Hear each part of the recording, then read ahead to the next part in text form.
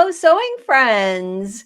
Welcome to the Let's Go Sew with Joanne Banko live show, where sewing enthusiasts gather to be inspired and learn how to make the most of their machines. And tonight is just going to be a super, super fun show. I have a very special guest here tonight. Her name is Debi Moffitt, and she is the owner of Somewhere Sewing in Millersburg, Ohio.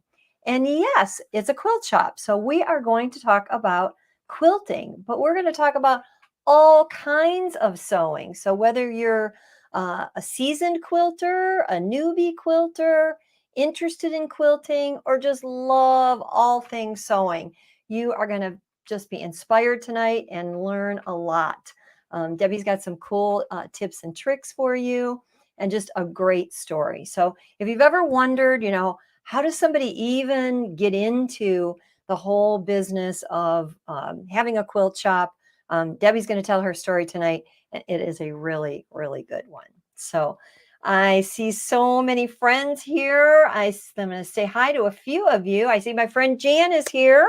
Jan is a very close friend and a very big fan of Debi Moffitt and Somewhere Sewing. She probably could practically write a book on that store and probably fill a whole show just with the samples that she's made from all the wonderful things that she has purchased there. But Ann Philbeck's here, Teresa's here. Let's see who else is here. Linda's here. Julianne's here. Kathleen's here. Janice is here. Hey, Janice from North Carolina. Always glad to have you here. And Vicky's here. Vicky got the last minute email there. So that's a good thing. Bobby's here. Barbara. Patty from Canada. Hey, Patty from Canada. Star Raymond, you are just a regular here, and it's always good to see your name. Ginger, my fellow Ohioan. Hey, Ginger. Marsha. Let's see. Lottie's here. Hey, Lottie. Good to see you too. Cindy King, Vanessa, Charlotte.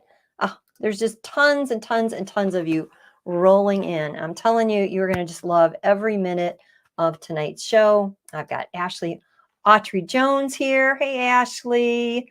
I'm always so happy to have you here. Crafting with Marilyn. Donna says she loves that store. So I'd love to hear in the chat if you've already been to Somewhere Sewing. You already know what I'm talking about here. I know some of you are from a ways away. Angela is in Phoenix. Let's see, Kay's in San Diego. And Angela, where's Angela from? Phoenix. Oh, wow. We got people from everywhere, here, there, and everywhere. My friend June's here.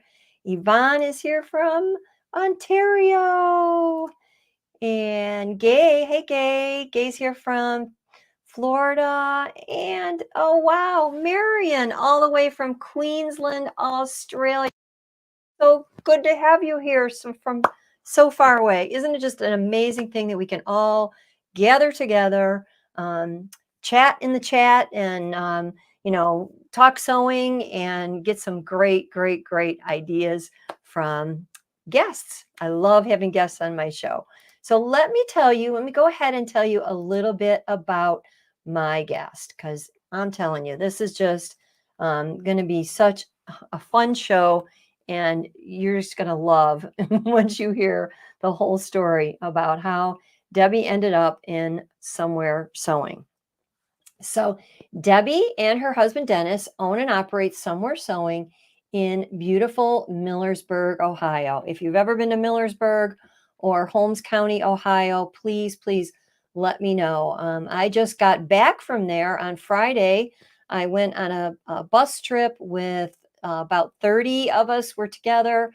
We traveled from Northeast Ohio with Kathy's Creative Sewing Group, and just a whole bunch of us shopping and having a good time on the bus. And we went to quite a few places in Millersburg, or in Holmes County, actually. But our first stop was Millersburg, and it was Somewhere Sewing. So I got to take a few pictures right inside the store. And even though Debi and I have met before, it was my first time there. So In fact, they have been in business for 23 plus years, and they give God all the glory for both business blessings and sewing industry success.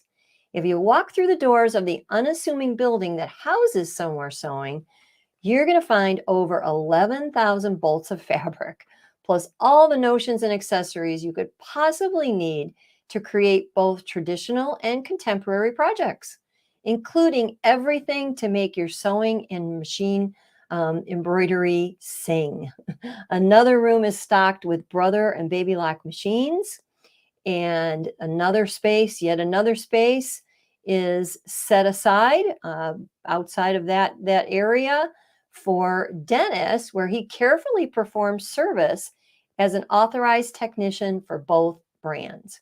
A separate building called the Resource Center is set up with everything you could want for classes and special events, and serves as an actual retreat center that's available to rent for long or short gatherings with fellow sewing enthusiasts. I know Debbie's going to tell us more about how that actually works tonight.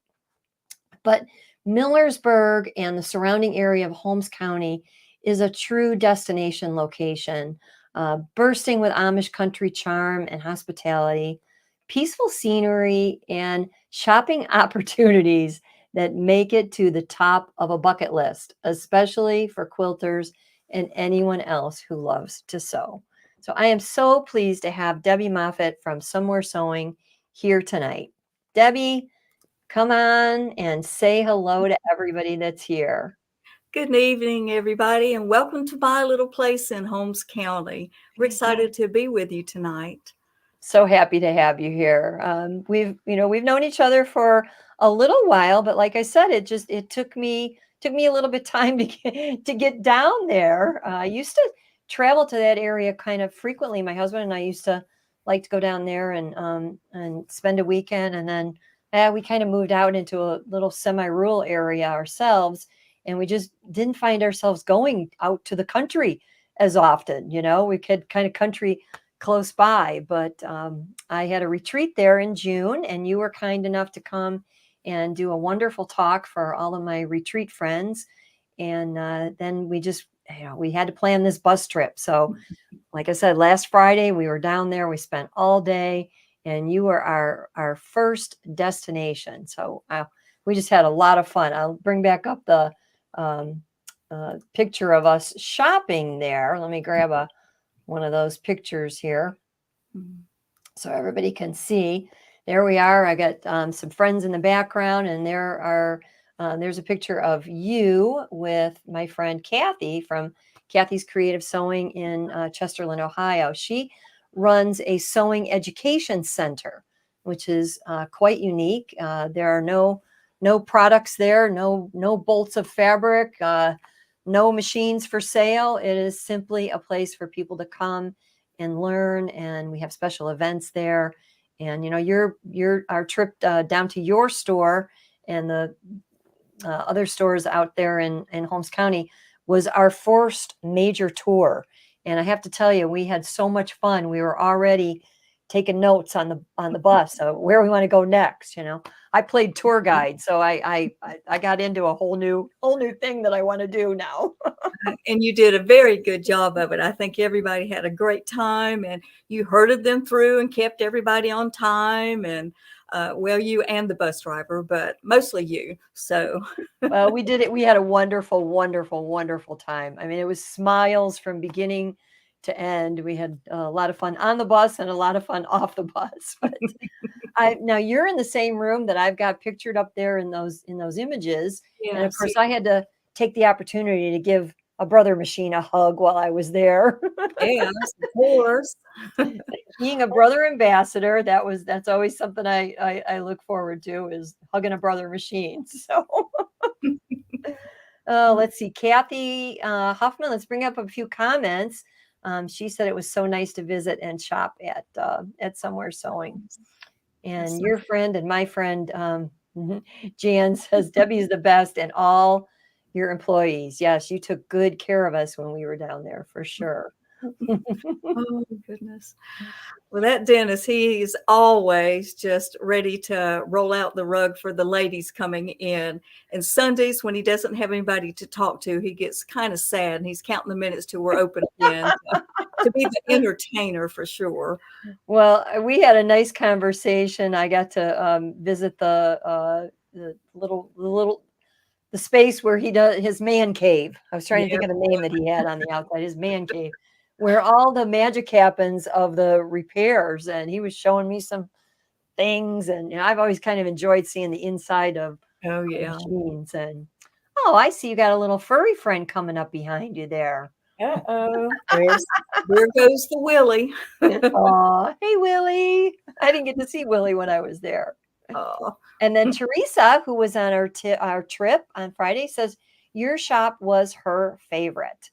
That's a great compliment. And Well, thank you, Teresa. That is sweet. Thank you for that. I will second the motion. Yeah, Teresa actually bought some rayon batik while she was there, Oh, yeah. so she's planning on making a blouse out of it, which kind of gives a whole idea of our what we talked about earlier tonight was that you're a quilt shop, but you've got so many other things there that even if somebody isn't really into maybe traditional quilting, you just have so many other things. But I want to know how you got started in the first place. So why don't you go ahead and tell us the story of how you got to be a quilt shop owner and then how you ended up in Millersburg, Ohio, which is heart of the country for sure. It is. Well, I originally am a Florida girl, so hello to all the Florida girls that are signing in tonight, Titusville and all. I'm from Plant City, Tampa area, and I had been a paralegal for 22 years and just was totally kind of burning out from that job. The opportunity came that we could move to Johnson City, Tennessee with my husband's company. So I kind of took a break for about 3 years and worked for the Med Center. And doors kind of opened up for me, actually through Ricky Brooks of Best Sewing in Knoxville. And he kind of sponsored me for 1 year as we got started there. 13 years into the business in Johnson City, we were in our second location, an 8,500 square foot shop. And the nightclub next to us changed their exhaust and vent system in the middle of the winter months. So we had all the cigarette smoke pouring into our building. Mind you, at that time, we had about 14,000 bolts of fabric. And I think we know that fabric is like a sponge and it just soaks up all that horrendous smell. So we had spent quite a bit of money, quite a bit of time trying to find a way to get rid of that smell. Nothing worked. So true to my faith, I just went to God and said, Lord, what would you have me do? And that was a constant prayer that I lifted up until one morning, the middle of June the 13th, a Wednesday morning, about 3 a.m., just bolted up out of sleep, Millersburg Real Estate. Well, I looked at Dennis and it wasn't him saying that. So I just got up, went to my computer, opened it up, typed in Millersburg, Ohio Real Estate. A place popped up for us to come look at. Dennis woke up and I said, well, good morning, honey. We're going to Ohio this weekend. He said, oh, a little vacation. I go, yeah, no. And I kind of told him what had happened. He looked at me like knowing I had had a midlife crisis going on. That wasn't it. So he got in the car with me Friday night. We drove up here and looked at the little place that popped up, and that wasn't the right place. So we just looked a little bit harder, had a realtor meet us on this property where we're at. And as soon as I drove on the property, it was the most overwhelming peace that came over me. This was the place. So we met with the owners, we prayed about it some more, made them an offer, which they accepted. And Dennis's condition was that, well, we can't go unless you pay cash for it. Okay, sure. I said, well, if God means for us to make this journey, he will provide it. So we put a newsletter out on August the 3rd that as of October 23rd, that would be our last day there in Johnson City. So we sold everything that we could. By October the 1st, God had provided all the funds that we needed. Plus, we still had 3 weeks left. We still had cigarette-ridden fabrics that we packed into 3 semi-trailers to bring up here.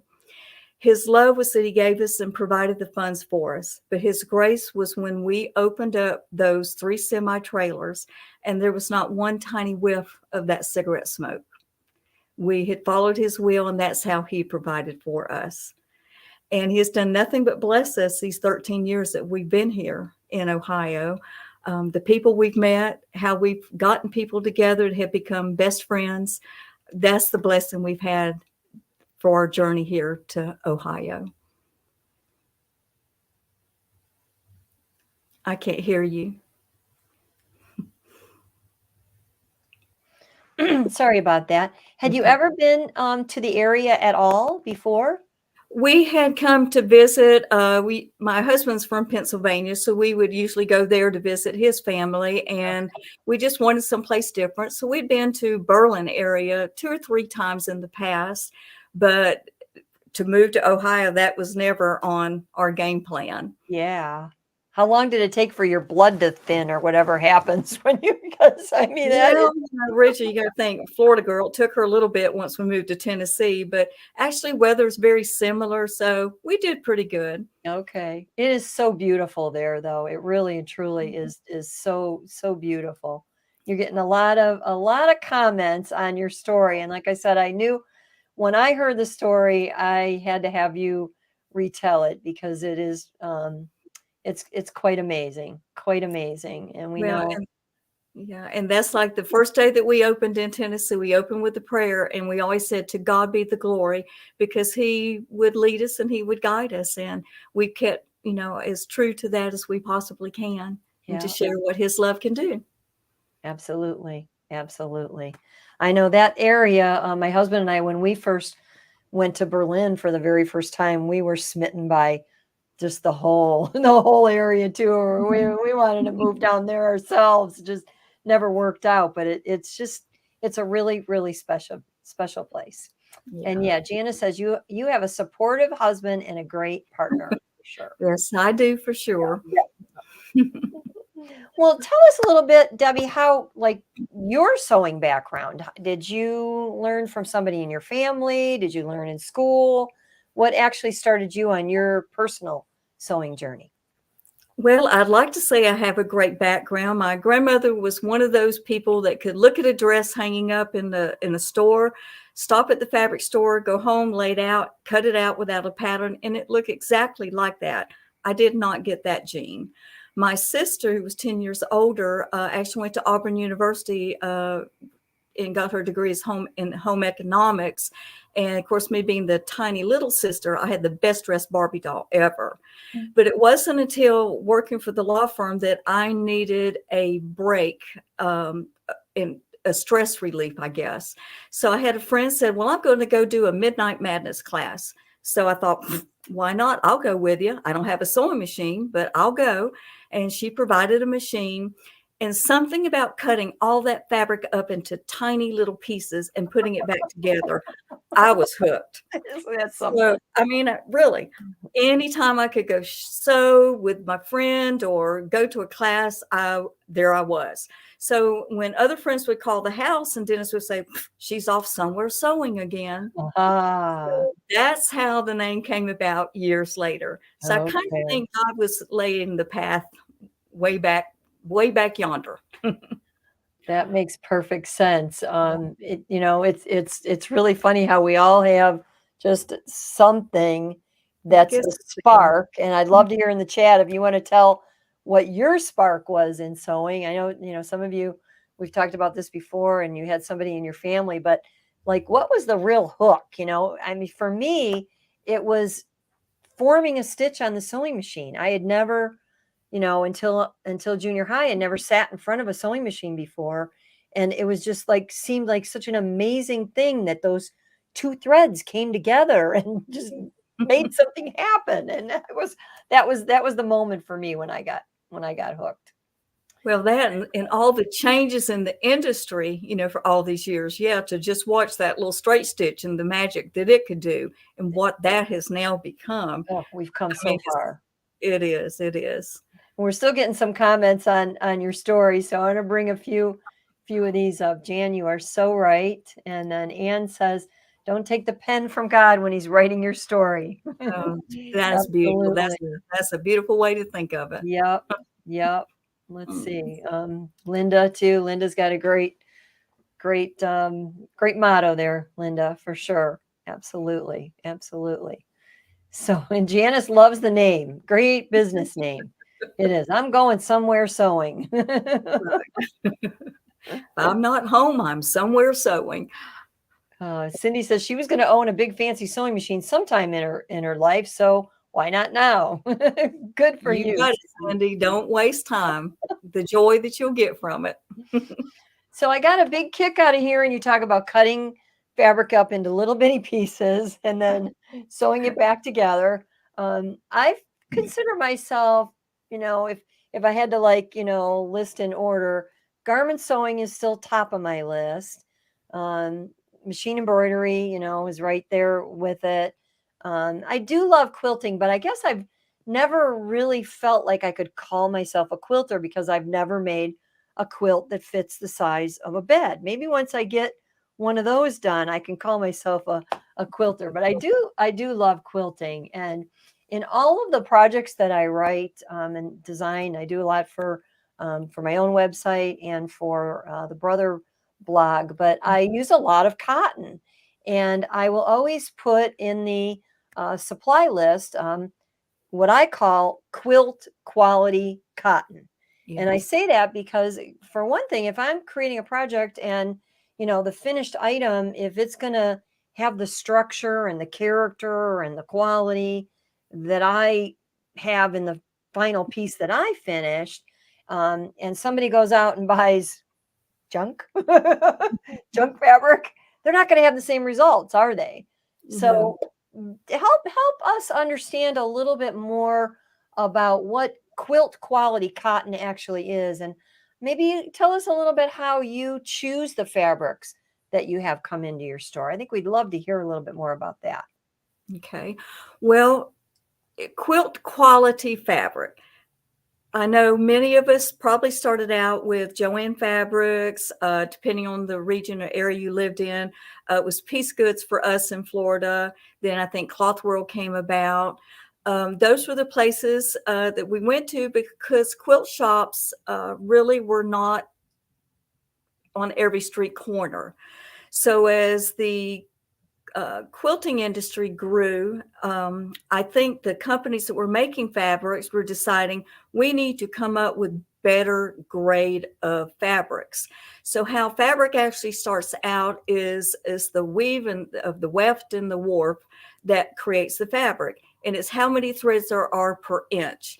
So our standard Joanne fabrics these days are not as, for lack of a better description, filled in as good as what the fabrics are that we buy from manufacturers like Moda, Northcott, Hoffman, well-known names that way.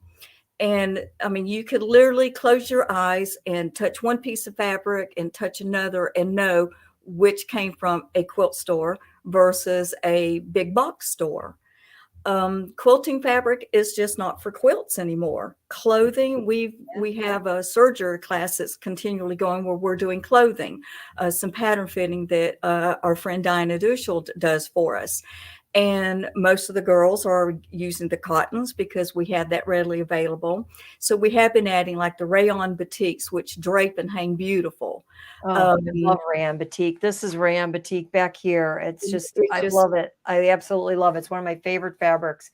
It's hard to absolutely. find though. So I'm glad to know that you carry it there. Right. And then getting in knit fabrics, and knits cover a wide variety. I'm learning a lot about wearables, what makes for good clothing and jackets and things like that.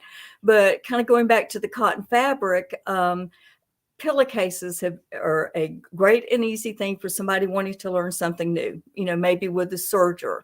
And we had the opportunity earlier this year to kind of team up with Snuggled in Hope here in Ohio. And we had approximately 16 ladies that came in, and we had pre-cut sets, 150 sets of pillowcases. Thought, oh, they'll do good to get through that day. by 11 o'clock, they had already completed 150 pillowcases.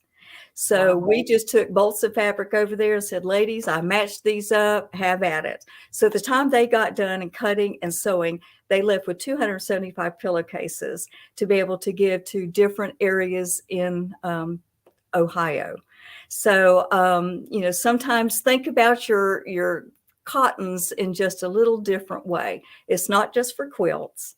It Yep. can be for clothing. It can be for draperies, for doing small projects like that, doable projects. So quilting cottons are your best friend. Yeah, and then there's placemats, table runners, Yes. all those things that again for me personally, I mean, I do a lot of that type, and I won't, you know, I don't want to work with anything other than quilt quality cotton for anything that I want to last. Now, occasionally we might make a crafty thing, maybe a gift bag or something that we use less expensive fabric for, but it's really when we make it, we know it's going to be a one-shot deal and it's not going to live a very long life. If we want Not anything that's going to last, we want quilt quality cotton. Yep. And sometimes when you're starting something new, maybe a new pattern or something, you're not real sure how you're going to do with it, then that's the time to maybe use a lesser quality and think of that as your prototype. And I always say, when in doubt, use basting stitches to put it together, because that's easy to take out and maybe resize or reuse the fabrics if necessary. But let's get started on bags, handbags, the Biani bags. We do so Oh, many with those. And I think one of our favorite patterns, and our friend Kathy Lamback does all of our classes for the Bianis. And just the beautiful assortments that they turn out. I mean, they look like you've gone and paid big money for the bags the way they turn out. they're Again, it's the fabric that makes the project. you're exactly right. And having all of those coordinates like you have there Mhm. too really makes it easy to mix those fabrics together. So even if you are a beginner and you're putting your first quilt together or your first bag project where you want to have it coordinating, whether you're doing strip piecing for placemats or table runners, having that again quilt quality cotton in a line of fabric from different name brands Mhm. um, is really helpful. I know just from my personal experience, my first quilted project was a wall hanging that I wanted to make. Truth be told, it never got finished, and I'll tell you why. But I had a certain color scheme. I wanted to make it match something in the living room, and I went to a quilt shop, well-known quilt shop in the area, who's no longer there, but um, uh, purchased everything I liked. Okay, everything I liked. So I got the blocks all put together. I took it back to the store, and you're gonna be aghast at this because I know you would never do this, but I showed it to the store owner who was a quilting instructor, and I said, "How did I do?" And she said, "Terrible." And I was like, I know my seams were all perfect. I had been sewing professionally for a long time, so I knew how to put something together. And she said, "You matched everything. You should never do that." And I was like, "Well, I didn't know." I mean, like, meaning I matched all of my fabrics, all matched. I didn't have Yeah, okay. contrast. I didn't have Contrast. lights and darks and mediums. I didn't have any color play going on. So she started to explain all Oh, that to me, and I said, "But that's not what I wanted. I wanted a monoc that's just right. crazy as I was, that's what I wanted." You And were ahead of your time. she dampened my creative spirit, let me tell you. It was quite a while before I got something else made. I ended up making a whole different wall hanging that did have some contrast on it, but all those pieces never got put Oh, together. But I got to bring up a few comments. Back to, oh my yes, gosh. the fact that I've never made a bed-size quilt, but my friend Jan and I, we did buy fabric together. I've ended up for many years just let mine sit. She made beautiful things for one of the rooms in her house, made a bed quilt, and then I just got kind of mad at myself as this is never going to become a quilt. I'll just start making it into other things. So I've made several things out of it. I just started chopping it up. So I give you creative license for that too, ladies. If you bought Yes, to make a quilt indeed. and it doesn't get made, turn it into something else. There you go. Anne is definitely a big quilter. So is my friend Jan. But Anne, I know, does a lot of quilting. She says quilting, embroidery, HTV, brother scan and cut, all are for are her friends in the sewing room. So, Janice has sent me some pictures. Janice is one of my long distance friends in North Carolina, and she keeps in touch with me regularly. And she's does so much for others. She does a lot of charity things and a lot of gifts for people, and she's also does a lot of embroidered quilts. So oh, good nice. going. Yeah. Cindy says, "Really, Joanne, I cannot believe it. Sorry to disappoint you, Cindy. When I get my one and only bed quilt made, I'll let you know." But so many here are like doing quick projects, like Julianne. So she never made a bed quilt either. She likes quick projects, but Yeah. just like we were talking, it's really a matter of whatever you enjoy. And once you have quality notions and fabrics, then you can just mix and match that all together and turn it into whatever you want. Absolutely. However, we do know, we talked about this a little bit, Debbie, about quilt broidery becoming a Yes. new terminology and kind of a new, I would say it's not brand new, but kind of the concept has exploded into a very contemporary way to quilt. So Mhm. I'm going to ask you, how would you define quilt broidery? Well, it's quilting with your embroidery machine, plain and simple. With the size of our machines now and the capabilities that a lot of people have created, edge to edge quilting, end to end quilting. Christine Connor, Amelie Scott, designs by Juju. There's so many that are now creating designs that you can go and get and do the embroidery to become your quilting. And if you've got a little machine that's 5x7, do you think you could do a big quilt? Yes, because you can eat an elephant one bite at a time. So that's how you think of it with that 5x7 hoop. Now, some of us may have a big 10.5x16 hoop. We're just taking a little bit bigger bite. So it's could be the overall quilt. I think one of the ladies said that she was doing quilt blocks to become a quilt. Again, that's a perfect way to describe quilt broidery. It's Exactly. just another way of doing it to where you have the hands-on from the very beginning of choosing the fabric all the way to the end of doing that last stitch that puts it all together, which would include the quilting of it as well. Yep. And actually, it does cover a whole lot of different things. It could mean you are piecing blocks in the hoop. It Correct? could mean that you're quilting over a block that you pieced on another machine. It could mean that you're creating blocks to then do a quilt as you go method, Mhm. which is done on the sewing side of your machine. So sometimes you're starting on your sewing side and finishing on your embroidery side. Other times you're starting on your embroidery side And and going to finishing on your sewing side. I got a couple examples just of some little things.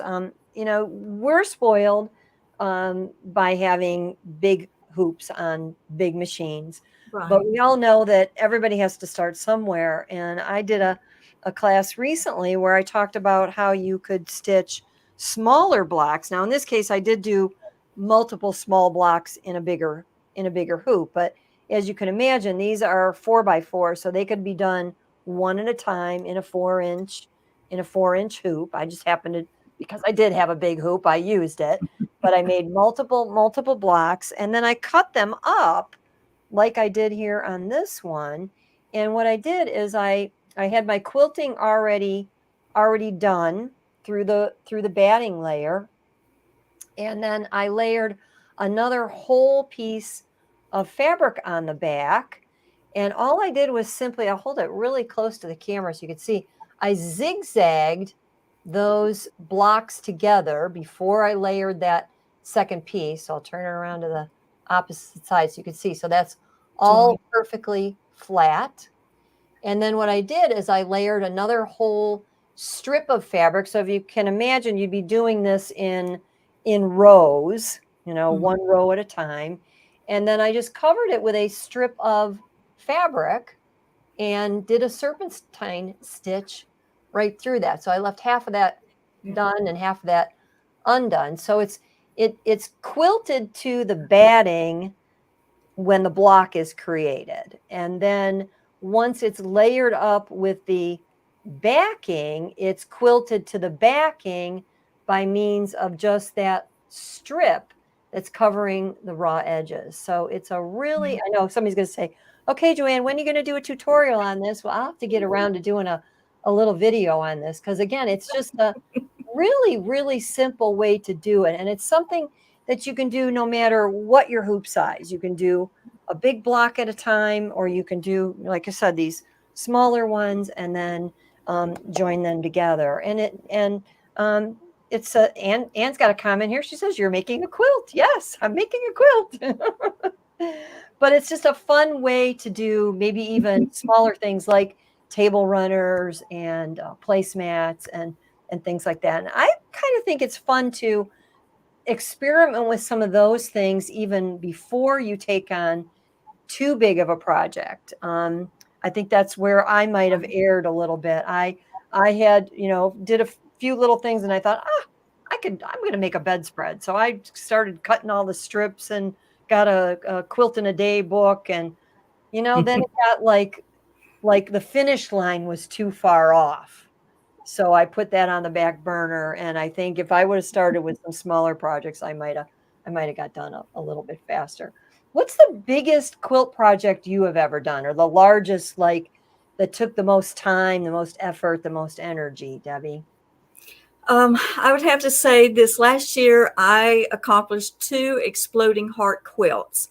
I used the AccuQuilt to cut them out because it's nothing but quarter square triangles and half square triangles. They both were, one was a queen size quilt and the other was a king size. So that absolutely was the biggest project that I have done from start to finish. And by finish, I mean got it to the top done, because I tend, with my time and lack thereof, I quilt with my checkbook. So I have a really special girl that takes care of us that way. But that was a lot of fun. The first one went to my mother-in-law, who loved the quilt. And the next one that I did was for me, with my hummingbirds that I love, purples. So that was my last big project that I've done. Okay, that's pretty good. Yeah, we're getting some questions rolling in here, so I'm gonna backtrack just a little bit and bring some of them up, some of the comments and some of the questions. Let's see. Anne Philbeck wants to know if you ship your fabric. Oops, wrong We way. do. We have our website, lets you do that. Mm-hmm. Okay, yep. If you go to Somewhere Sewing, let me go ahead and bring up the website for that. If you go to somewheresewing.com, you will see everything all organized on the website. You've got great categories. I love the way you categorized everything so that everybody could zero right in on what they're specifically looking for and save some time. Mm-hmm. Let's see. Vicki wants to know if you do any virtual classes. Great question, Vicki. That's one of the things we've not gotten into, not having the capabilities. And actually, a lot of it is a time element. The shop takes so much time taking care of day-to-day business. One of our girls just had a baby last week, Friday the 13th. So it'll be a bit before Caitlin comes back to us. So darn, I just need to find a way to clone myself. Yeah. I would love to virtually. That would be great. Something for the future. Maybe we can do a little thing on a show, and that'll get you. Can train me. Yeah. You can do it. And then Lynn Marie says, am I correct in saying that you can use, I know she means sergers. Spell check does not know that the word serger is in the dictionary. No, it doesn't. So. Can you use sergers also? And Lynn, I think you're asking, like, can you use sergers to quilt. That would be my guess. If let us know if that's not exactly what you're asking. I would wholeheartedly say yes, yes, yes, and yes. Oh, now we got. Is it Willie? Did you say Willie's in the Yes, house? Willie, he is a photo bomb. Let me just tell you that. He's adorable. He's going to take a nap on that beautiful quilt. Oh, love his What heart. better? What better place, right? You made it just for him. So, Uh, what's your thoughts on using sergers for quilting? Absolutely, you can. Because if you think about it, for the piecing part of it, whether you're going to use an overlock stitch, that's giving you a nice flat seam for when you wanted to press it to one side or the other, that is a great way of piecing a quilt together because you can keep and maintain a 1/4 inch seam. You have to think about your loopers as being almost a never ending bobbin because Mhm. it's just continually giving you thread. You don't have to wind the bobbin. Then Exactly. if you're lucky to have a cover stitch machine, you can use the chain stitch and let that be your straight stitch to do your piecing with as well. With the fabric guide, you're set, you're ready to go. Yeah. So yes, you can piece with a serger. Now, could you quilt with it? Absolutely, because again, with that chain stitch, or if you wanted to use a cover stitch to go in and do your decorative part of it, that would give you a beautiful, different art element to a particular quilt that you'd like to do. Absolutely. I was at a quilt show one time, and for whatever reason, sergers became a hot topic at the show. Mhm. So I went back to my room that night and worked on the computer. I worked up a list that I said 10. I called 10 reasons every quilter should own a serger. And it wasn't necessarily 10 ways to quilt on your serger, but it was 10 reasons that I think, sometimes quilters are thinking, what do I need a serger for? Garment sewers use those. But once you start digging in, there actually are quite a few things. Yes, Janice there has a is. great question here. She says, Debbie, would you ever do a quilt design over an embroidered design rather than just around it? You would be adding extra thickness, I would think, to the embroidery design. Most of the time, they can be kind of dense in their nature. I think it would kind of take away from it. If you were doing the long arming part of it or the quilting part of it, you could quilt right up to it and not go over it. A lot of times, the newer machines that we work with today actually have those capabilities of putting the stitching or stippling and or a design fill around it, or where you can actually go in and create the quilting part of it first and then lay your embroidery design on top. Yeah, that's what I was going to say. Years ago, I'm talking about the early, early, early days of embroidery. We didn't have quilt patterns. We had embroidery designs. Um, and that was it, right? We didn't have, a lot of options for stipples and scrolls and swirls. I would hunt down outline designs and group them together as a background and then embroider my design on top of it, not because I thought I was quilting. I just liked the look of having that stitching kind of be a decorative background and then Mhm. having the embroidery on top of it. So great question, Janice. There are lots of different ways to doing things. Now we got a $6 million question here. So let's talk about this for a minute because I know you would know a million times more than I know about this. It's always something that I've kind of wondered myself. And that is, Lynn Marie says, need info on batting. Can you give us a crash course on batting? Maybe just the basic kinds that are out there and what's most popular and maybe why you would choose one over another. Well, I think a lot of us grew up with nice, big, fluffy quilts that were used polyester totally within it. And polyester does add a lot of loft, which means thickness in your quilt. The problem with that we found is that each of us may quilt at a different or piece at a different stitch length. And those fibers from that polyester batting would eke its way up through the seams. So we felt like you have to constantly shave your quilt. So industry kind of came in, quilting became more and more popular, and 100% cotton batting was used. A lot of that you had to worry about, is it going to shrink? Is it going to pucker up my quilts? So that's when the cotton blends came to be. So you had just the perfect blend, mostly of cotton with a little bit of polyester that would help with shrinkage. And that seems to be a popular choice for a large part of quilters. In our store, I'm asked mainly for the cotton batting. That's made now. It's structured to where you can quilt 8 inches apart, so you didn't feel like you had to be right up, having such a tight quilting, which tends to pucker as you're working with it. So I would say that you're 100% cotton, and again, there's a difference between a Fairfield cottons and maybe like a Hobbs or a Quilter's Dream, which is our weapon of choice for batting. So you have to kind of sometimes think about, if you're getting something that's, $4 for a king size bat, you might want to think about the quality of that. So in a nutshell, I would say your cotton batting these days from a main company, Hobbs, Quilter's Dream, Warm and Natural. I think you can safely say you're going to feel very safe with those types of batting. Yeah, I that makes perfect sense. I know for probably, the vast majority of quilt samples that I see, and I have the privilege of teaching a little group uh, at my local brother dealer here once a month, and we have some fabulous quilters. My friend Jan is one of them. My friend June here, she brings things in, but Terry joined new to the crowd, and there's a whole bunch of them.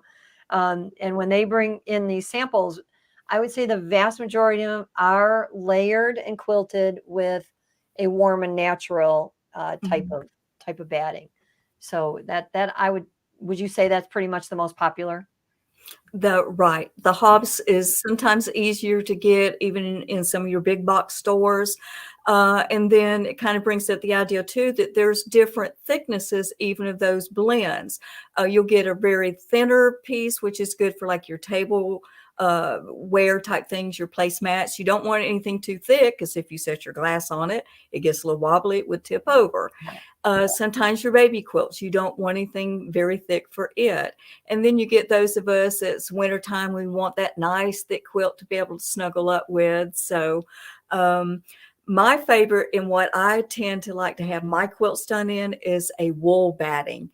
It is light, it is so light, but it is so warm. That's my favorite. I'm glad you said that, because our mutual friend Eileen Roach, that is her batting of choice. And it's just like anything, when you know that an expert, and she pumps out a lot of quilts. When you know an She expert does. uses a certain thing, it makes you go, that's something I got to try. So I definitely have that on my wish list. Anne says she loves wool batting. So yeah, it's very, very flexible from what I understand. Yeah. So actually that makes me think a little bit about, again, because you are in what we consider Amish country, and you probably service many people from all over. Obviously, like I said, your area is a destination location, but the Amish are still doing hand quilting primarily, correct? Yes, they Primarily? do. Yeah. How do Yes. you what in your experience, Debbie, like how much more, like what do you see the categories of popularity as far as percentage? So do you still have quilters that come in and are working on, machines that are non-Amish that want to quilt by hand? And do you have maybe then what percentage, or how popular is it for people that are piecing on their machine and then quilting using free motion?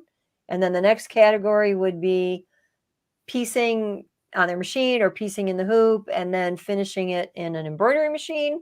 And then the last but not least would be long armors. Do you find it's kind of just a whole mix mash? It is. It's a total mixed match.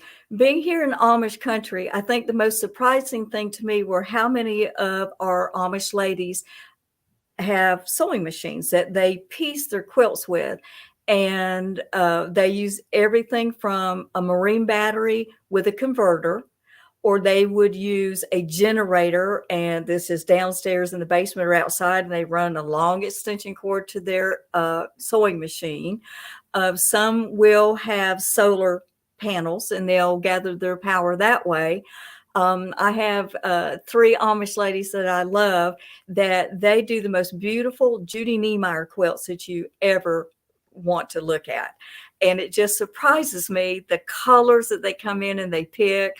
They're all about K Facet and Tula Pink. They love to put those fabrics in, but And they're that's, doing them to sell and not to have for themselves. oh, and that's paper piecing, correct?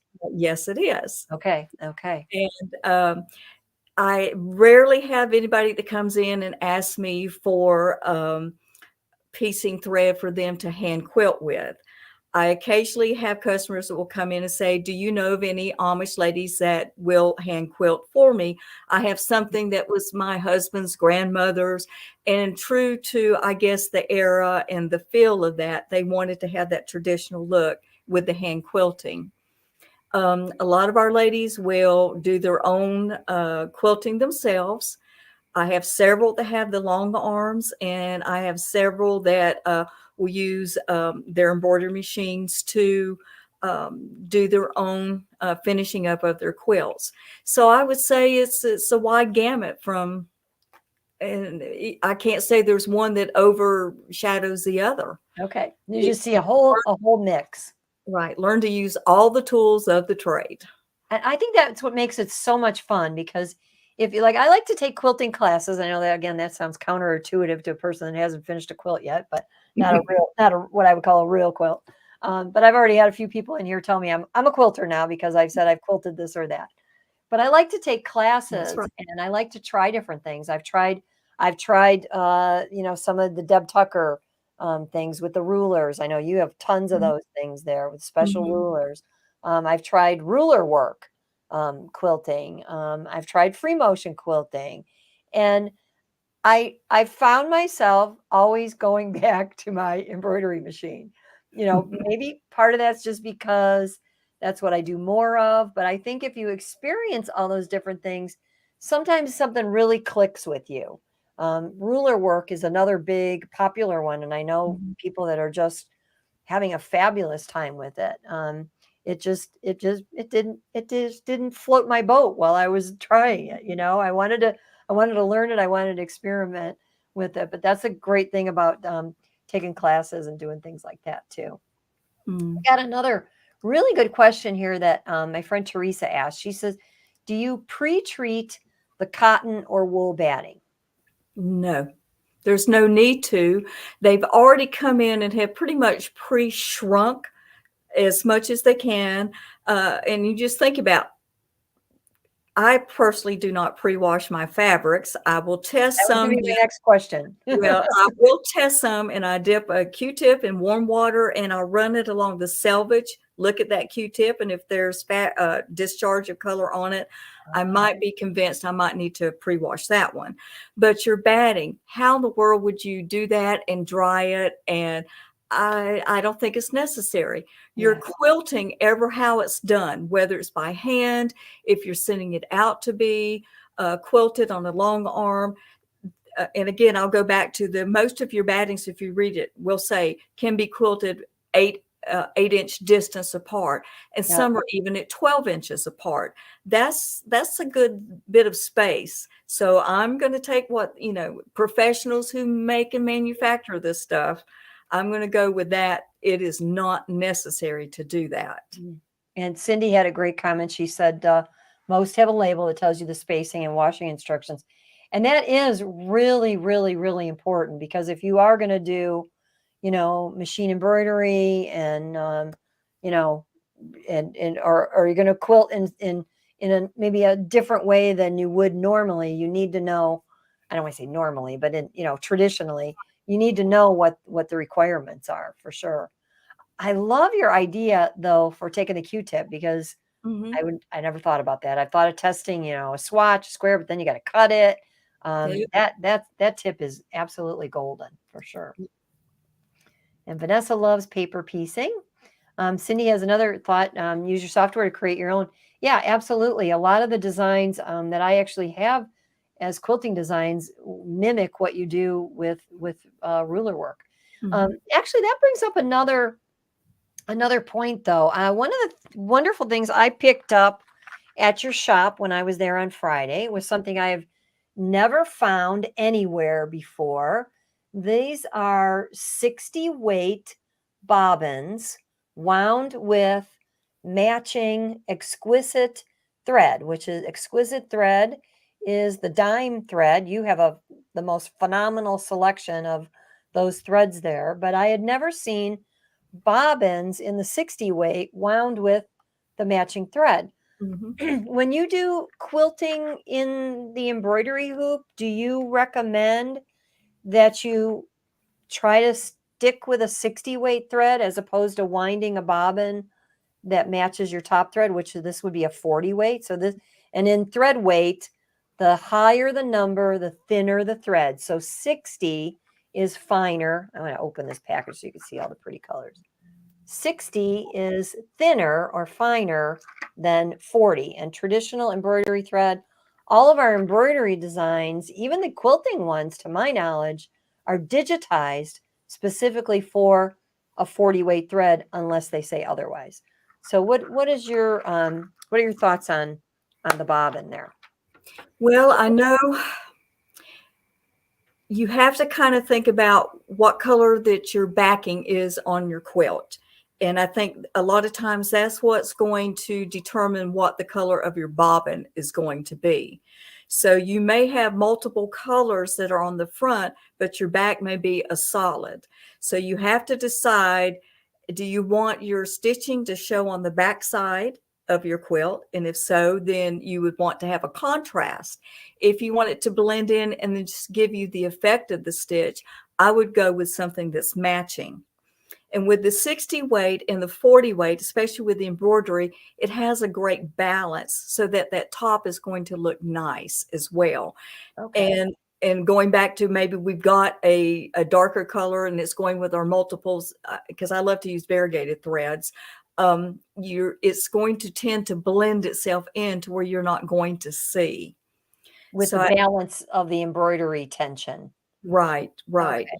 Now, if you were long arming something, then you typically, a lot of my customers like to use a 50 weight and they'll do their bobbins in that. And it seems to be a perfect marriage. Get a beautiful stitch. It doesn't overwhelm, especially when you're going over seams. It handles it and works very well that way. Okay. So would it be safe to say that you could work with 40 weight in both the needle and the bobbin if you're doing quilt embroidery, so you're quilting in the hoop, but it probably would be preferred if you would have 60 weight bobbin Yeah. thread. Yes. Like I said, this was new to me, so for all these years I've been just winding the bobbin the same as my top thread and doing okay, but it'd be interesting to do some examples. So we got a few more questions here. We got great questions coming in, but before we do that, I just want to just take a minute to thank everybody that is watching here live. I love having you here live. It's just, to me, it's the next best thing to inviting you all over for a sewing party and getting together. And I know Debbie feels the same way. Anytime we can, have the camaraderie with our sewing friends, it's always a good time. But I do appreciate everyone that is also watching on the replay. And if you enjoy this show, I would ask you, if you haven't already, to consider liking the video, subscribing, and then hitting the bell for notifications. And just know that if you like the video, that means that YouTube is going to show other people that like the same type of sewing that you like the video. So they're going to be able to watch it and like it too. So that's always a good thing, right? We're sharing the love of sewing when we do that. Good deal. Yes. In fact, All we've right. got ladies over in our retreat center tonight having a watch party. Our group's been there. It's the Friends group, and they've been there since Sunday, and they'll be here through Wednesday. So they're over having a watch party right now. So Oh, how we get fun. to run over there and ask them, "Oh, how'd I do? How'd I do?" So, That's fabulous. Let's say hi to everybody over there at the hi, retreat Ruth. Hi, center. Laura, I know Susan, they're having a good Jody. time. And we Oh, gotta we gotta talk about that retreat center. But before I lose these questions, let me pop okay. these up because they're good ones. Janice wants to know what's your favorite way to, she used the word attach. I'm gonna say secure or temporarily keep your 3 layers together prior to the point where you're actually doing the quilting. Well, since I'm down to just doing smaller projects anymore, I tend to use a fusible batting because I'm mainly going to be doing tableware, bed runners. I'll use that fusible batting, and by ironing usually the backing to it, if I feel I need to secure the top, I'm going to use like a 505 spray. That tends to just hold it well enough for me to get the quilting part of it done. If I was doing a larger quilt using regular batting, I would still defer to that 505 spray. It doesn't give off a scent. Some of our folks that have allergies or asthma, they've not complained about using that product. So that's what I would go to if I was going to spray baste a quilt together.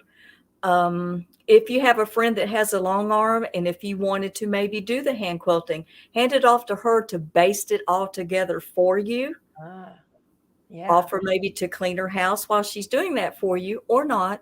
But that would be a good way that if you were a hand quilter, that's going to hold it together instead of the pinning and having that to move or get stuck by.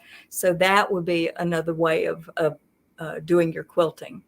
Well, that sounds like great advice. I'm kind of famous for riding on the berm instead of on the road.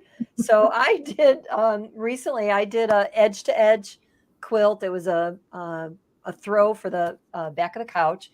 So it was bigger. It was smaller than a bed quilt. So I still can't say I'm a quilter, but it was bigger than anything I had done. It was a pretty good size, and it was bigger than anything I had done where I had done edge to edge quilting like that. So call me crazy, but I am not opposed to hand basting. And what I did, I spread that out on my rotary cutting mat and I pinned it first.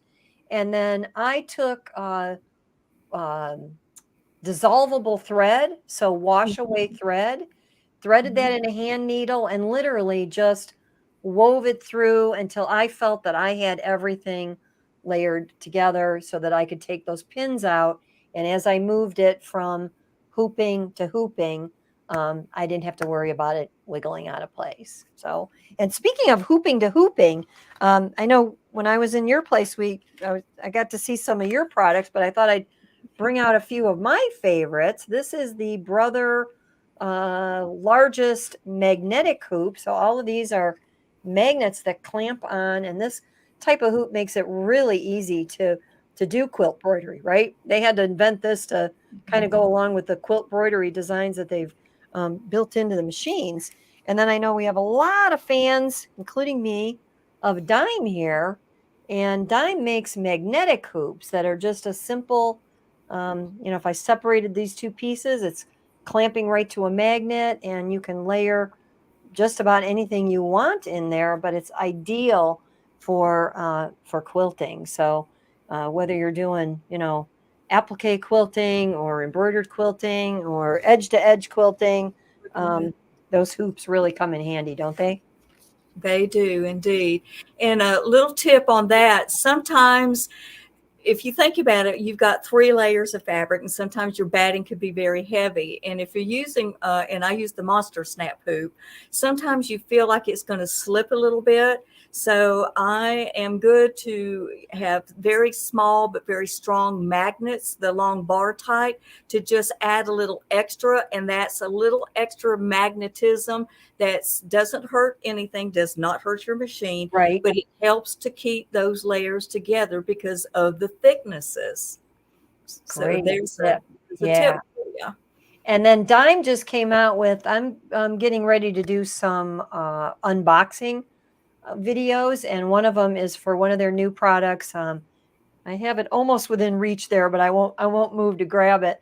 It's little guides that you can put on that hoop Yes. that I just showed.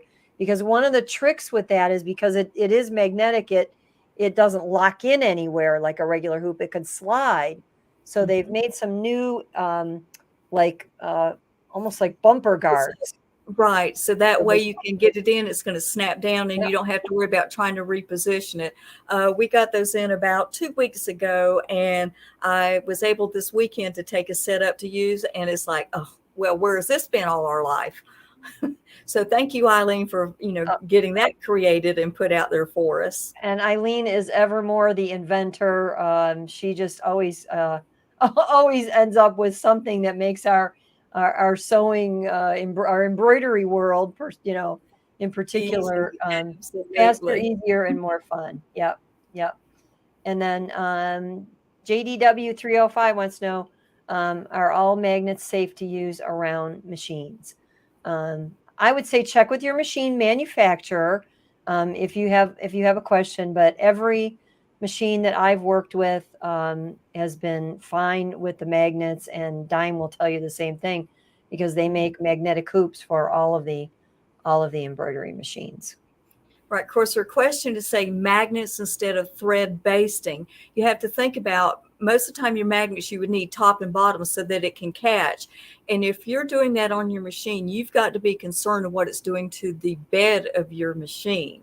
So it Yeah, has to be something coated. And there's a product called So Tights that that have a coating that would allow you to do that. So you have to kind of think ahead as to what would or would not work that way. Yeah, and Mary and Mike B, she's saying, do you mean barman? I think she probably is referring to those so tights, which is a whole different ball game.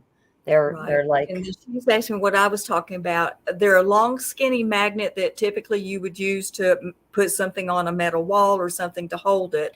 But they're skinny because they fit right on, and you know how narrow that top magnet is on the Monster hoop. mhm. So it needs to be thin enough so that it can lay there. And of course, you've got the metal part of the hoop itself, so that it's going to, I think, just give you a little extra hold, especially if you have your batting that may be a thicker.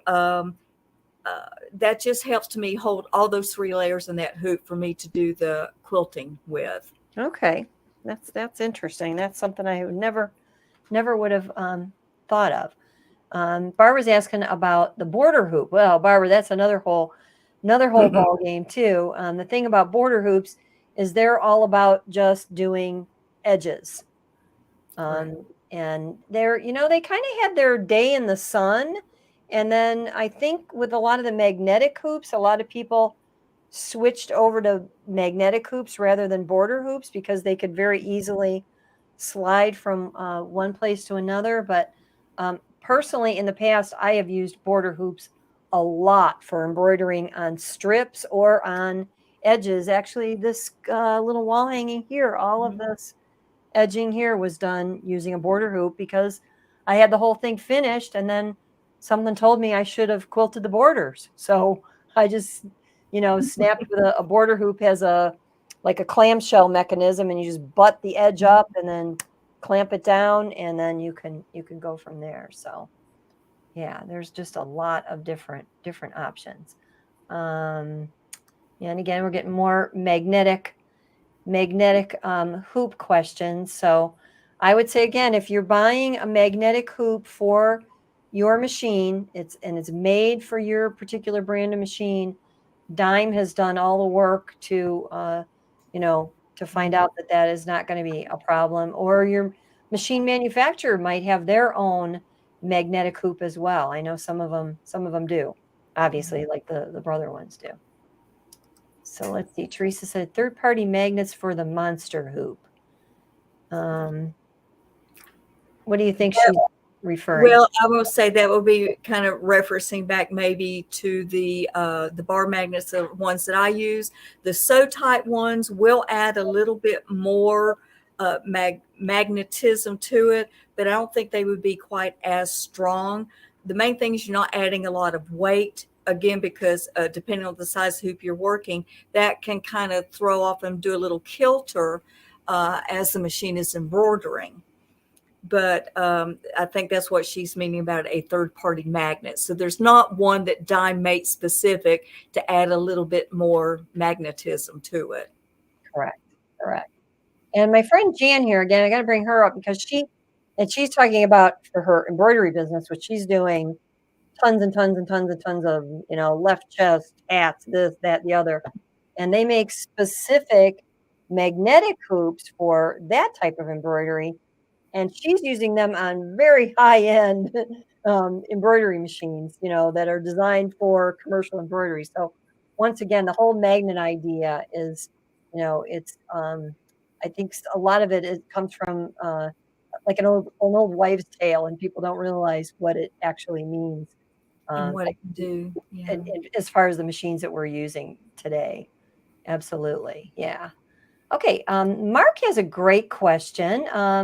What do you recommend for a base fabric for patch making? Now, I don't know if we need a little bit of clarification on this. Foundation piecing, is that what you would call that? Well, it looks like he's talking about making patches. So if he was going to be doing machine embroidery to create patches, let's say for shirts or a cap or such as that, of course, again, our friend Eileen, they do have the patch maker kit, and the fabric is already designed. It's, can't think of the word.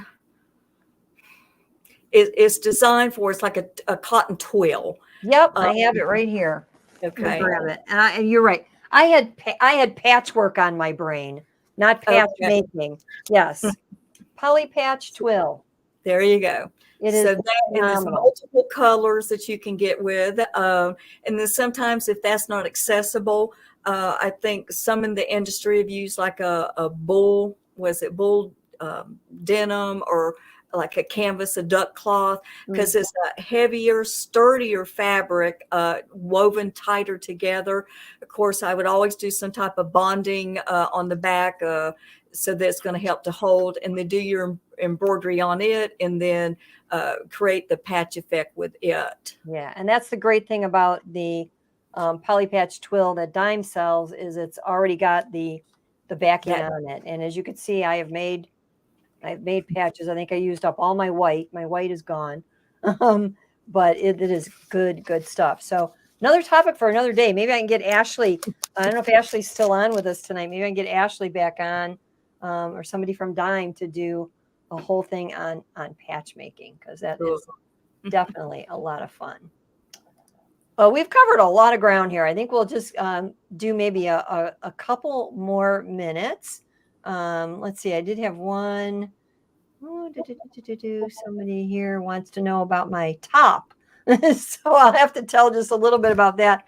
These are lace designs that are available on iBroidery, and I stitch them out on organza, trim the excess away, and then I just simply zigzag it to my t-shirt. Sometimes I will go back then and trim the t-shirt fabric from underneath this, but this is actually a project that I did for the Brother blog, Brother Stitching Social. So if you search t-shirts or lace on that Stitching Social blog, you will probably find the exact project. So thanks for asking that. Yeah. And Susan says, your cat is certainly comfortable. That's adorable. I got to come back real soon. I want to come back soon just so I can meet Willie. We are Willie. So if I missed your question, pop it in again. If it's been something that, you haven't asked yet, please squeeze it in, because we're just going to take a few more minutes here. I'm going to ask some of my favorite questions. That is, if you had to pick some of your must-have tools in your own personal sewing space, Debbie, what would one or two of those be?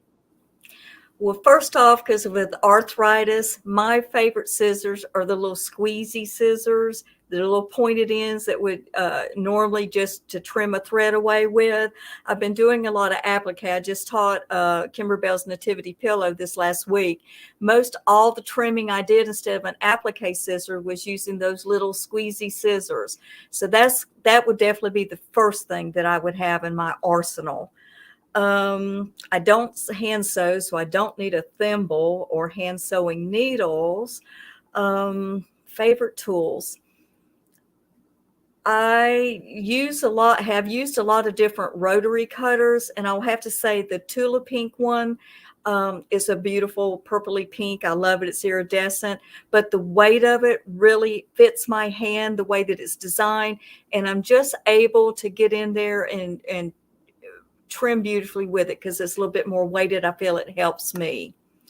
Gosh, put me on the spot there. Can't hear you. Sorry, I put you on the spot there. That's okay. Well, I always say it's amazing how many tools we need today. That we go back to the day of, I have an old treadle machine that I use as a nightstand. It's got like 4 drawers in it. And really and truly, back in the day, whoever sewed on that they probably had a sewing basket that they had some other things in. They might have had a few things folded up, put away in their closet, but most of their tools went in all those 4 drawers. They do, yeah. Today we need whole cabinets for that. At least. But another thing I always like to ask, as creatives, we're always looking for tips and tricks to make our sewing space a happier place. So what are your thoughts on that? Can you give us some tips on making our sewing space a happier place? What works for you? Well, other than having a cat always sitting close to you and around you, so you can just, kind of pet him on the way to the ironing board. I like to have projects that a lot of my customers have done beautiful work for me and have given to me. And a lot of that is hanging in my sewing room. So when I look at that, I can think of how we came to be friends and how special they were and how honored I was that they have given me something. So I always say, surround yourself with pretty things on your walls. I usually have a little bit of soft music going.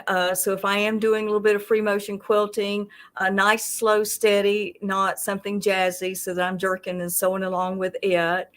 I always try to keep maybe some inspirational sayings on the wall so that sometimes if you're not having a really good day, you can look at that saying and let that just lift you up. And one that I have hanging over our door as you go out of our shop is that we rise by lifting others. And I had seen that somewhere before, and something about that just lifted me up. And I feel that a lot of times our ladies, when they walk out, they'll look up and they'll look at that, and you can just almost see their shoulders just relax a little bit. So surround yourself with positivity. We all have burdens. We all have things that we're going through. And sometimes just those simple words, a pat on your back, just those simple things is what may make the difference in your day. Oh, I love it. I love it. That's great advice. We got a few more questions here. I got to squeeze in. Hope you don't mind. Are you okay? I'm going to take the water. Okay. All right. Well, first of all, Marianne, I believe, is in Ohio as well. She says you'll definitely be stopping in to visit Somewhere Sewing on her next trip to Amish country, hopefully in the next couple of weeks. So great. That is great. Christy, my friend Christy, wanted to know your thoughts on bamboo batting. Well, I know that I carry from Quilters Dream the bamboo batting. I personally have not worked with it. I probably need to go out there and open one up and do something with it. But that is one of the battings I'm not asked for very often. And is it just a matter that people are just not familiar, or we just have our go-tos that we're very comfortable with? Tried and true, I guess, is the way to think of it. So I really cannot give you my opinion or my thoughts on bamboo batting other than I have it. And Christy, I will tell you, I just ordered a package because I've also been curious about it. It is a blend. I don't know of anybody that makes 100% bamboo because I think it separates too easily. Yeah. So I'll let you know, Christy. I'll see you next month, and I'll let you know. And Pinky, oh, hey Willie. And I agree with you wholeheartedly about having a cat close by. I'm a Just see, or look how whatever happy furry we are. pet is your friend, or whatever, even if it doesn't have fur, whatever. There's a lot of pets out there, but having your pet close by definitely makes a makes for a happy space. It does. Pinky didn't quilt her bed scarf at all. She used Cotton Classic and wants to know if she's going to have a problem. Well, Pinky, we don't know. Did you put a layer of batting in between and then a backing on there, or did you just use 2 layers of cotton? You really, I think the answer is going to be really, it depends. I did a bed runner project recently, again, posted on the Brother Stitching social site, and I didn't want any batting in it. I didn't want any extra thickness. I wanted it to be very thin, just kind of like, like the decorator runners are, where they just kind of lay on the bed and look pretty. I did use a quilting design just to anchor those 2 layers of cotton together, but I didn't have anything else in between. So if you find that it's shifting and moving around on you, maybe just a simple top stitch around the outer edge, maybe an X through it somewhere, or some simple lines if you think that that when you handle it, it's separating a lot. What are your thoughts, Debbie? My favorite kind of go-to stitch is the serpentine stitch, Mhm. and that's the one that just goes back and forth like that, or called the wiggle stitch. Yep. It gives a nice motion, and it's very effective to hold layers together. I know that's a good one, sometimes even to use for binding. Again, I can't do a lot of handwork, bad hands. I tend to, on the smaller projects, I will bring the the binding to the front, and then I'll use one of the decorative stitches because we only own 500 or 600 of them, Oh and yeah. you might as well use them. But that's a good one because it does go back and forth. So I'm catching, I know, the top, and hopefully catching that back as we go.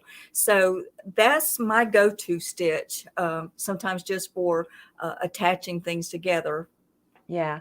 It is good to have the layers like anchored, if, like I said, if you're going to be handling a lot and, even laundering, it can kind of separate. Back in the day, I was real involved with doing blankets for Project Linus, which is another charity Yeah. organization. We would make, some people would make, full blown quilts, but other people would just take 2 layers of flannel or 2 layers of fleece and put them together and serge around the edges. Well, we always recommended that they at least would do an X then across the center, so that when somebody was having to launder that, you throw it in the wash, take it out of the wash, you got to put it in the dryer, and you're handling this thing that's kind of all, coming Okay. apart. So Mhm. it just kind of anchors that together.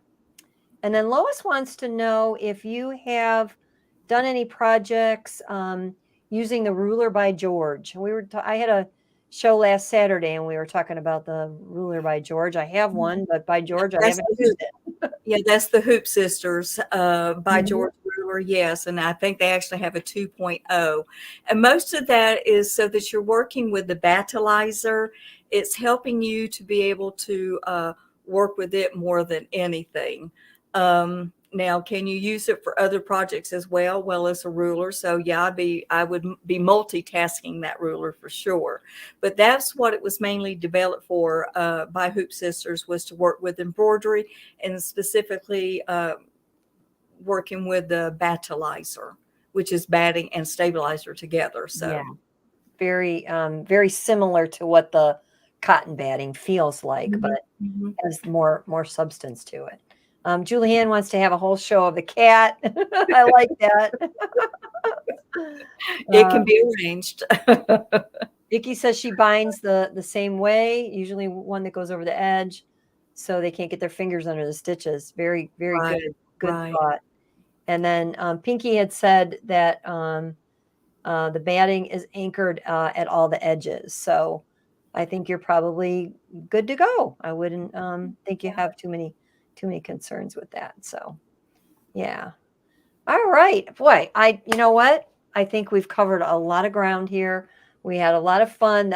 We got to say hi again to your retreat folks and thank them for Mhm. watching. And why don't you take just a minute to tell us just a little bit more if somebody, whether they're in the area or out of the area and want to travel, how it all works with your retreat center. All right. Well, as far as our business, the shop is open Wednesday, Thursday, Friday, and Saturdays. We are closed to the general public on Sunday, Monday, and Tuesdays. Even though we're closed, I'm usually here working Monday and Tuesdays, our internet orders, and there's always work to be done.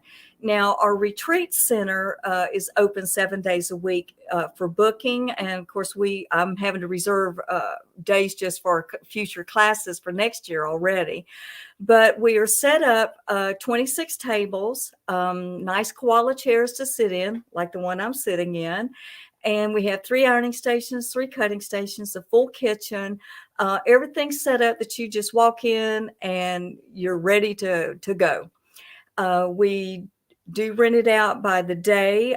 We don't have sleeping quarters, but we have a good relationship with the Holiday Inn and Comfort Inn in Millersburg, which is about 5.5 miles from our doorstep to theirs. So we can get you good room rates that way. We have had as little as 3 people and up to a full 26 people in. So it's just a good way to get with your friends, set up a time, whether it's just a single day or several days together. And it looks like a great space. I think that is just again a destination location, and having your shop right within walking distance from the other building, you can get what you need when you need it, get back over, and there's certainly lots and lots of um, opportunities to do many things in that area. So lots of shopping, lots of fun, and lots of good food too. Well, that too, indeed. And of That course, it never fails that your machine messes up when you're at a retreat. So how convenient that Dennis is right there to walk over and take care of you. Oh, you got that right. That makes a Mhm. huge difference. So I'm already getting requests. That would be an absolute blast. I tried a Mm. little retreat. I had Debbie speak at my retreat at a smaller place this past June, just to kind of get my feet wet on it. And I would love to do something bigger and better and do it at your space in the future. So we'll definitely have to work on that. Well, I'm ready All to right. come up to your location, so that would be great to go sew at Kathy's place too. So that would be an awesome thing Oh, to that would be fabulous. Absolutely fabulous. My friend Kathy, Kathy's Creative Sewing Center in do. Chesterland, Ohio. She's just moved into a big, bright studio, and I've been doing some classes, and I'm going to be doing more there, special events. And we're always looking for more people to come up here and bring you into our world. So we'll definitely have to make arrangements for that, for Sounds good. sure. Well, Debbie, this has just been a thrill to spend the time with you.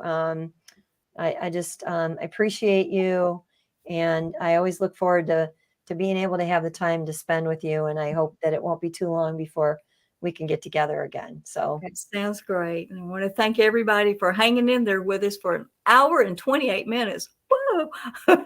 it went Thank by like a freight train, though, didn't you. it? Yeah. It did. It did. So if I got some more questions that rolled in that we didn't get answered, I will make a note of them. We'll work towards answering some of those on future shows. But thank you all for being here tonight. It's always a joy to spend the time with you. And until I see you again, I wish you a world full of pretty stitches. Bye, everyone. Good Bye, night. God Debbie. bless. Good night.